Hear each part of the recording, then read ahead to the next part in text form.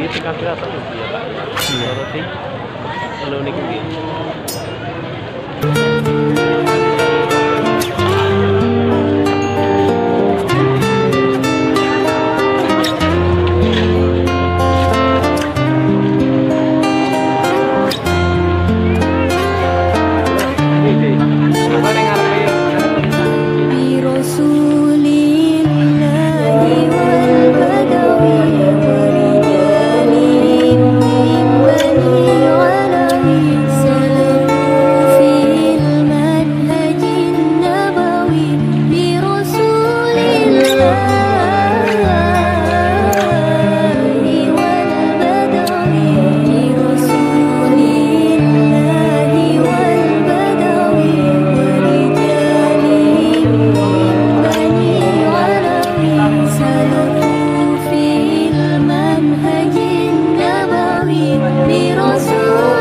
Berangkat dari memahami dari apa yang kita baca. Boleh jadi sekarang ini di bulan Ramadan kita memiliki banyak grup tadarus yang kemudian setiap malam ada tandanya sendiri. Saya sudah membaca sekian, saya juga sudah sekian, saya sudah sekian. Tapi apakah ada kemudian yuk kita kaji bersama satu ayat kita angkat dari 30 member anggota dalam grup tersebut, kemudian memiliki pengalaman, menyampaikan pengalaman, pemahaman dari sisi yang berbeda-beda. Ada yang melihat dari kata yang pertama, kata kedua, ada yang mengkaitkan kandungan ayat tersebut dikaitkan dengan realita yang pernah dihadapi, sehingga nanti banyak belajar. Itu yang kemudian bisa merubah karakter kita menjadi lebih baik. Dan itu yang perlu kita tingkatkan kualitasnya, di samping juga kita meningkatkan kuantitasnya. Maka Al-Quran menjadi petunjuk jalan yang lurus. Wa yubashshirul mu'minina alladziina ya'maluna shalihat, dan wa yubashshir basyara yubashshiru fa'ala yufa'ilu adalah memberi kabar gembira. Jadi kalau ada wazan fi'il berwazan fa'ala yufa'ilu basyara yubashshiru itu makna tikrar. Berarti dia berkali-kali memberi kabar gembira terhadap kita. Misalkan kata popo'a itu memotong. Tapi kalau popo'a dengan tasdid fi 'ainil fi'li itu memberi makna tikrar, dipotong-potong. Basyara adalah kabar gembira. Kalau basyara memberi kabar gembira yang berulang-ulang, apalagi ditambah dengan fi'il mudhari' yufidu at-tajdid wal istimrar, yang memberi makna terus-menerus. Wa yubashshirul mu'minina tidak sempurna. Duanya sudah saling terikat. Orang yang beriman kemudian beramal saleh. Kalau kita lihat di dalam Al-Quran Al-Karim, jamaah rahmatullah, lebih kurang 59 kali Allah kaitkan antara alladzina amanu wa 'amilus shalihat. 59, 60 sekitar itu. Ada yang sangat saling berkaitan. Kalau kita menjadi orang yang beriman, buktikan dong dengan amal saleh. Fondasi dikokohkan dengan keimanan, dihiasi dengan amal saleh. Annalahum ajrun kabira, dan bagi mereka orang yang beriman lagi beramal saleh, bagi mereka adalah pahala yang besar. Ini kemudian memperkuat lagi koneksi kita dengan Allah. Iya, mungkin pada saat salim. Alhamdulillah, wassalatu wassalamu ala rasulillah wa ala alihi wa ashabihi wa mawalah, la hawla wa la quwata illa billah. Amma ba'du, teman-teman yang disayang Allah Subhanahu wa taala, tentu kalau kita bicara love language atau bahasa cinta dari Allah Subhanahu wa taala kepada kita, keseluruhan dari Al-Quranul Karim yang diturunkan juga di bulan Ramadan kepada kita, itu semuanya adalah love language-nya Allah Subhanahu wa taala.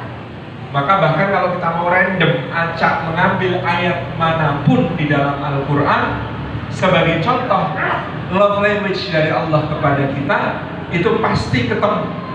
Pasti kita akan merasakan di situ ada cintanya Allah Subhanahu wa taala untuk kita semua. Tapi karena kita membahas gak mungkin semua ayat Al-Quran pada malam hari ini, kita bisa memilih. Misalnya kita bicara tentang surat Al-Baqarah ayat 152. Itu love language yang sangat terasa bagi kita. Karena Allah Subhanahu wa taala mengatakan begini, "Fadkuruni adkurkum washkuruli wala takfurun."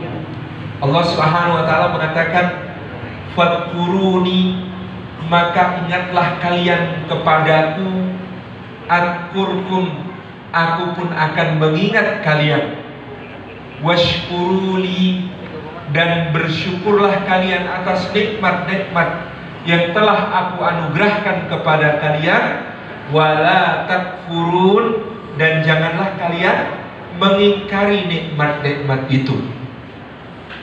Ini kan terasa sangat akrab, sangat mesra gitu ya.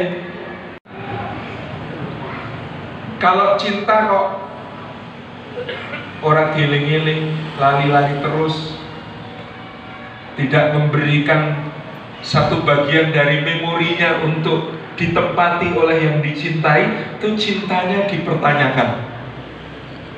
Maka orang kalau cinta, dia pasti ingat. Kenapa banyak orang bisa menghafal Al-Quranul Karim? Karena cinta. Maka mudah untuk mengingat. Saya sering ditanya, Ustaz, kok hafal nama-nama tokoh sejarah, peristiwa-peristiwa, bahkan kejadiannya bagaimana, detail, rinci. Patokannya juga gampang, karena seneng aja gitu. Karena cinta aja, itu sudah mungkin kita untuk ingat.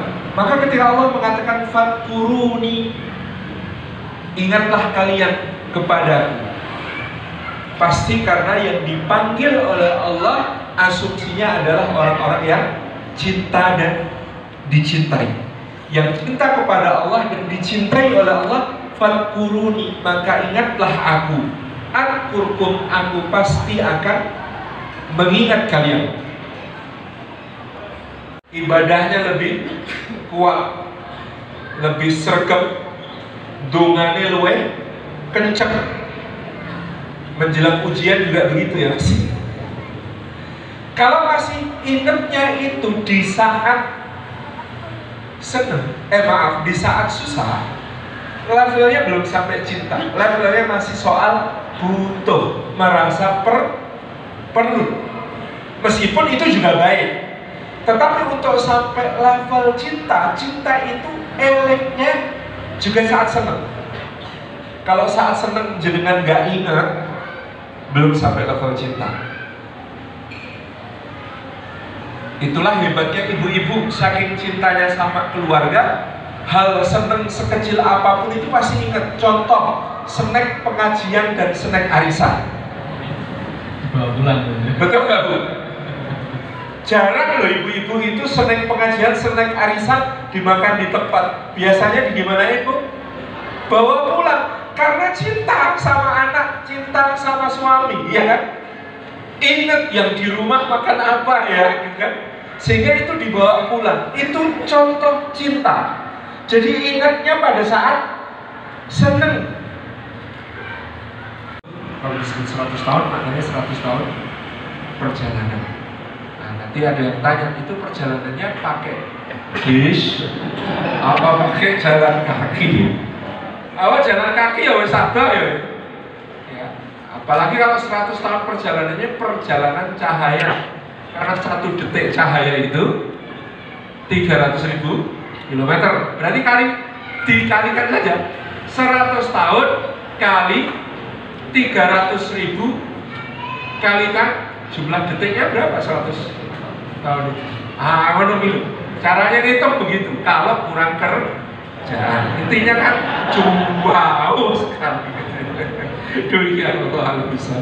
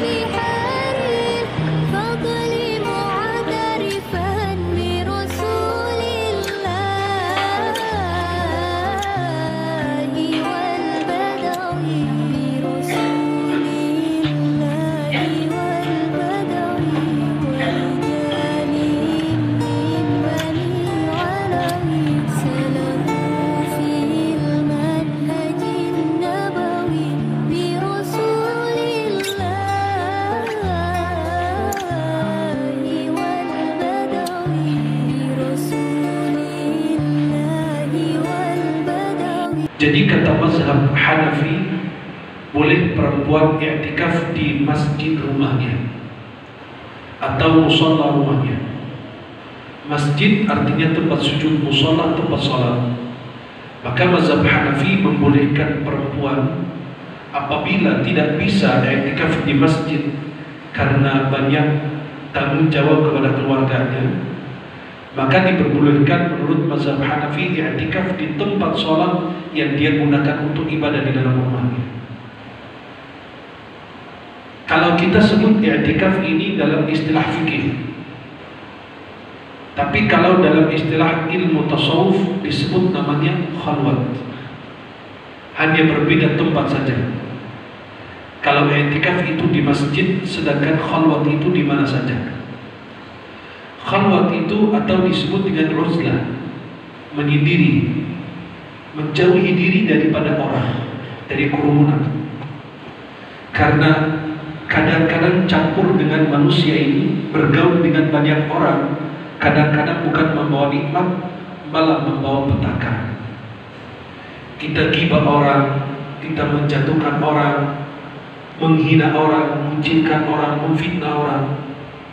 Jadi kadang-kadang perkumpulan kita dengan manusia ini membahayakan posisi kita sebagai orang beriman. Sedangkan yang paling banyak harus dipenjarakan adalah lisan. Maka Allah kasih pagar, Allah kasih pintu agar Anda jangan berbanyak berbicara. Nabi SAW itu tawilah sukut, Nabi itu panjang diamnya. Nabi kalau berbicara mengulangi pembicaraannya 3 kali.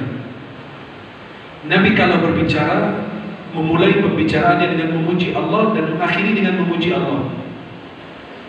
Nabi SAW berbicara jawami'ul kalim, kalimat singkat padat, tidak banyak bicara. Nabi SAW berbicara jika diperlukan, tidak berlebihan dan tidak kurang, pas.